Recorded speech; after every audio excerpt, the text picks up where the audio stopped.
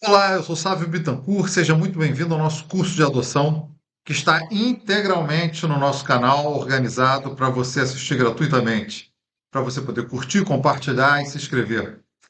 Nós hoje vamos falar a respeito da fisionomia jurídica da adoção, do Instituto da Adoção, como a gente vem falando já desde as outras aulas. Para dizer que, no artigo 39, parágrafo 1º do Estatuto da Criança e do Adolescente, que você deve sempre ter ao seu lado para assistir às nossas aulas, no artigo 39, parágrafo 1º, existe uma regra que é muito mal interpretada e que precisa ser esclarecida. E eu faço questão de fazer isso aqui de uma forma muito objetiva.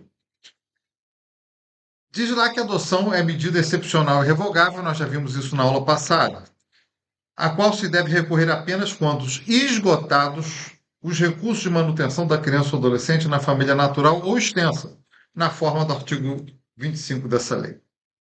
Esse dispositivo que foi redigido por volta lá de 2009, com a Lei 12.010, né, que fez modificações no Estatuto da Criança e do Adolescente, chamada Nova Lei de Adoção, é mal interpretada porque as pessoas acham que tem que fazer uma manutenção forçada da criança na sua família de origem, até que essa criança seja integralmente vilipendiada em seus direitos, até que essa criança seja viciada sexualmente, agredida, negligenciada ao ponto do absurdo, para só então, depois de formada essa lesão, que vai deixar marcas para a vida inteira, essa criança possa ser, enfim, colocada em adoção, possa ser destituído do poder familiar. Então, o biologismo encontrou, digamos assim, numa demagogia socializante, um biombo para essas pessoas que querem esconder que há adultos que não têm condição de criar crianças.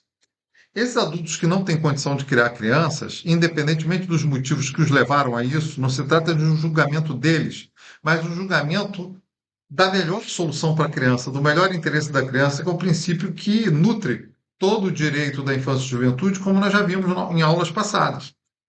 E aqui eu quero ler uma outra norma, também do Estatuto da Criança e do Adolescente, acompanha aí, por favor, do artigo 38, 39, parágrafo 3º, que diz: em caso de conflito de direitos entre, perdão, em caso de conflito de direitos e interesses do adotando com outras pessoas, inclusive seus pais biológicos, devem prevalecer os direitos e interesses do adotando. Ou seja, o melhor interesse da criança no campo da adoção encontra com uma menção específica da lei. Deixa de ser um princípio etéreo que emana do corpo de regras para ser um princípio diretamente estatuído pela lei e se transforma numa regra jurídica.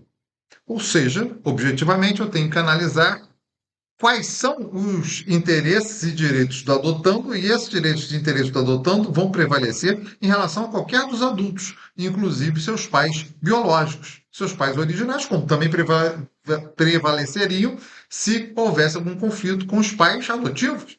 Né? Pode haver, no caso concreto, ou seja, no caso do conflito de interesse do adotando e de outras pessoas, quaisquer pessoas, deve prevalecer os direitos e interesses do adotante, está lá no 39, parágrafo 3º do ECA. Então, obviamente, no momento em que eu tenho uma criança sofrendo negligência, sofrendo maus tratos, etc., eu não preciso perdurar essa situação para dizer, bom, esgotei as possibilidades. O esgotamento das possibilidades é um esgotamento jurídico, de compreensão. É para que o intérprete, no caso concreto, tenha a capacidade de avaliar se aquela família tem ou não condições para permanecer com essa criança. Condições, não digo só socioeconômicas, são condições econômicas, são condições morais, são condições de comportamento. Qual o comportamento dessa família no sentido de proteger a criança, que é um dever que todos nós temos e que emana do 227, caput da Constituição Federal. Todos nós temos que colocar a criança a salvo de todos aqueles males que estão ali narrados, né, no 227 da Constituição Federal. E por isso é muito importante que se diga que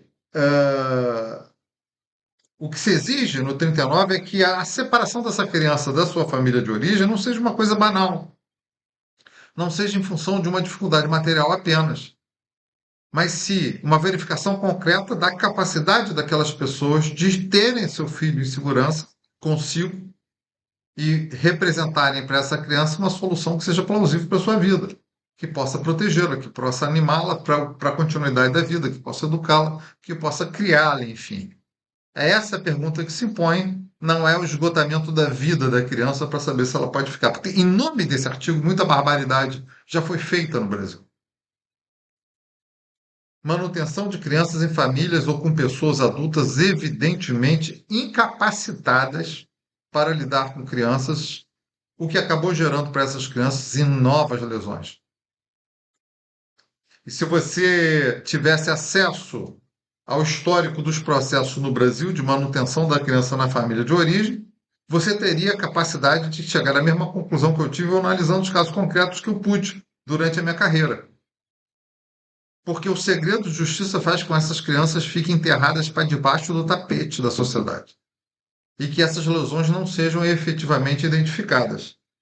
Motivo pelo qual nós temos que dar uma interpretação sistemática a esse dispositivo, entendendo que, em caso de conflito de interesses dessa criança com qualquer pessoa, os seus interesses devem ser prevalentes. Inclusive o interesse de ver-se livre de uma família que não consegue criá-la de forma condizente com a sua necessidade, né? Outro assunto que eu acho bastante importante a gente tratar é o próprio artigo 39, parágrafo 1º que nós estamos comentando. No final, ele fala no artigo parágrafo único, ele faz a remissão explícita ao parágrafo único do artigo 25 dessa lei, quando ele trata de família extensa. Por quê? Ele faz a distinção entre família natural e família extensa. Família natural é aquela formada pela comunidade dos pais biológicos e a criança. A manutenção na família natural se refere a essa. A família extensa precisa ser entendida. Como que a lei criou esse conceito de família extensa, que não existe em outras partes da nossa legislação, existe aí, né? No Estatuto da Criança e do Adolescente. E é outro tópico extremamente mal interpretado, porque é uma tendência equivocada de se entender que família extensa é formada por aquelas pessoas que eventualmente são suas parentes biológicas ou por afinidade, por consanguinidade, por afinidade, como diz a lei.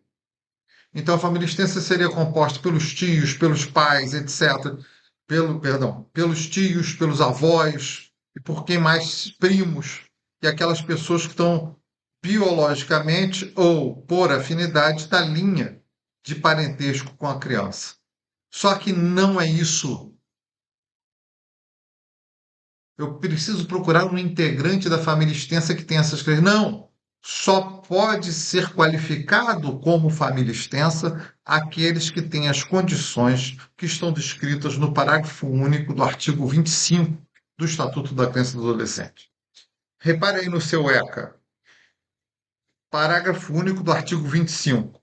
Entende-se, por família extensa ou ampliada, aquela que se estende para além da unidade de pais e filhos ou da unidade do casal, formada por parentes próximos, com os quais a criança ou adolescente convive e mantém vínculos de afinidade e afetividade.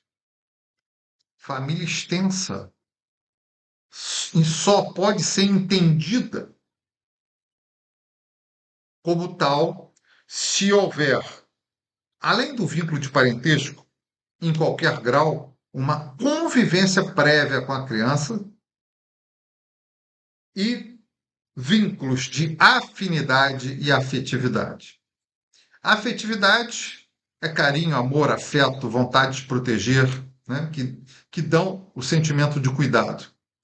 E a afinidade são interesses e gosto comum que podem ser verificados na convivência e só podem ser verificados na convivência. Então, para eu dizer que uma avó pode ser chamada para ser família extensa da criança, para que fique com a guarda dela, a despeito dos pais não conseguirem mantê-lo, eu tenho que verificar primeiro se esse parente extenso está fora das situações que geram a insegurança da criança no seu meio natural, na sua família de origem. Eu não posso colocar no mesmo meio de violação de direitos. Então, se a família está toda drogada, se a família está toda envolvida com crime, eu não posso manter a criança nessa família. E isso é uma análise. Eu preciso analisar as condições efetivas de capacidade de cuidado que esse parente tenha, para que ele seja considerado família extensa. Mas não só isso. Se esse familiar tiver condições pessoais para ficar com a criança, mas não tiver convivência prévia com ela, não tiver afetividade prévia e não tiver afinidade desenvolvida com essa criança, ele não pode ser considerado família extensa, porque o artigo 25 diz: entende-se por família extensa. Ora, eu só posso falar em manutenção na família extensa quando essa criança convive com a família extensa. Tem pessoas que falam em reintegração para a família extensa. Se você pode reintegrar alguém onde ele nunca foi integrado, isso é um erro de português. Né? A pessoa não consegue entender a língua portuguesa. Se eu falo em reintegração, eu estou partindo do pressuposto que a pessoa foi integrada ao meio, estou novamente colocando essa criança no mesmo meio. Estou reintegrando. Quando eu falo isso em relação à família natural, pai e mãe, tudo bem. A criança foi para abrigo e voltou para o pai e para a mãe, porque eles tinham afeto, tinham carinho, estavam passando por uma situação circunstancial que abrigaram a criança e precisam ter a criança de volta em curto espaço de tempo. Agora, para colocar com um parente que nunca viu a criança, ou que não tem intimidade, ou que ainda tenha visto, não desenvolveu afetividade e não desenvolveu nem afetividade nem afinidade, eu estou colocando essa criança como um estranho apenas porque tem um vínculo de parentesco. O que não dá para a criança nenhuma situação de melhora. Ora, a família extensa só pode ser considerada extensa quando tem afinidade e afetividade. Por quê? Quando eu coloco a criança na família extensa, eu minimizo o impacto da retirada dela da família natural. Então, a família extensa pode ser a solução, desde que ela seja realmente a família extensa, como está no parágrafo único do artigo 25. Fora disso, não é família extensa, é parente. E esse parente não tem primazia para ficar com a criança. Só tem primazia, só tem preferência para ficar com a criança aquele parente que seja uma solução afetiva e de afinidade. É um tio que levava para o futebol, que levava para a igreja dele, que convivia com ele, e os pais estão amalucados, não conseguem criar da criança. Aquele tio, aquele padrinho, aquela pessoa que está com a criança, que gosta da criança, que convive, ele quer adotar, ou ele quer ficar com a criança em guarda, então ele pode ser uma das soluções plausíveis que tem que ser analisadas para saber se é a melhor ou não. Agora, quando a pessoa não tem nenhuma dessas características, apenas o parentesco biológico ou não, ele é um tio, mas ele não conviveu com a criança, ele não tem afinidade, ele vê a criança uma vez por ano, quando tem uma festa, e ele não pode ser considerado família extensa para os fins do Estatuto da Criança e do Adolescente. O que ele é um parente. E esse parente não tem preferência para ficar com a criança, porque tem uma fila de pessoas que já foram habilitadas esperando para adotar essa criança e dar a ela um lar com decência, com amor e com cuidado. Então, essa interpretação é um dos equívocos modernos mais irritantes que você, quando for lidar com a área da infância e juventude, ou que você já está lidando, talvez se depare. Pessoas tentando colocar a criança em famílias com parentes que não representam a família extensa, estrito senso, que está no ECA, e que são procurados para saber se quer ficar com a criança ou não, como se isso fosse um objeto, como se ela não tivesse a personalidade que tem e como se ela não fosse principal sujeito de direitos das relações que ela vivencia. Então, muito cuidado com esse conceito.